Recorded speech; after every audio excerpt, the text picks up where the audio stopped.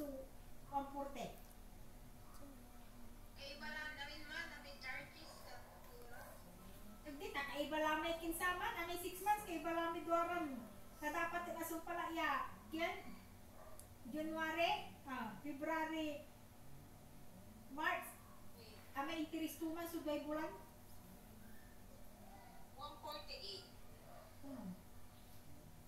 21,693 times 45. Wait. January na nung kisa yan ang pula niya, 2020.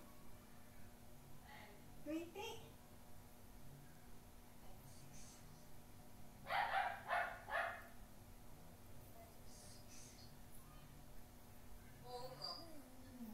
Kaulat di man. Naka 130 kin na ba?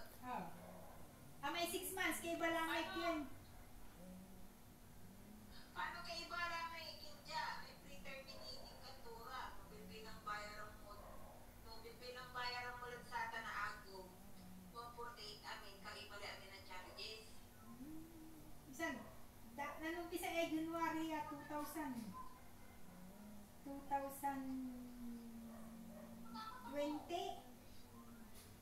No, 5 years. Adi dapat na sumpala iya. 2025 iya, January. Ay, 2000. Sa gawa, ang paprint kay ledger mo.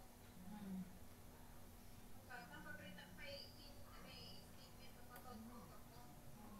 Ang post di man namin niya charges na namin niya tinayaran. May ginawag. Lati, no kwentang ko, talagang kinasumpala talaga santak na sumpala yun.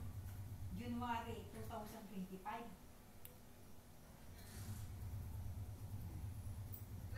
Gamay mo din mo.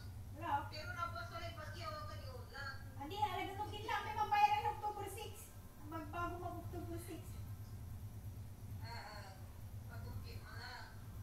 Wala, akili, itong ko, kunting ko. January ng umpisa dito. Mapaprint ka ni Ken, ledger mo. Statement of account mo. Anong nag-foray in charge na rin man.